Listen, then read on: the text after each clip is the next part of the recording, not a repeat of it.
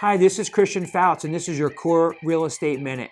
Today I'm going to speak about not a new concept, but a lot of people haven't heard about it, or ones that have don't really understand it. It's referred to as rent-to-own or a lease with an option to buy. We do it a lot here at Core Real Estate. We work with sellers where they have a small amount of equity.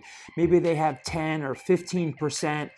A lot of times it's not even enough what they would net after paying off their mortgage to pay sales commission and closing costs. So another option for them to get a higher purchase price would be to lease it to us for 2 years at an agreed upon price and give us the option to buy it also at an agreed upon price.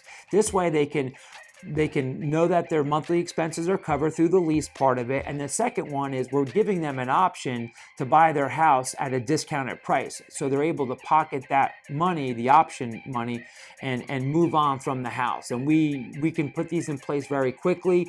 So if a seller, wants to move on from the house, doesn't want to go through the listing process and have it on the market for a long period of time, this is a great way to sell your house. I hope you found this Core Real Estate Minute helpful.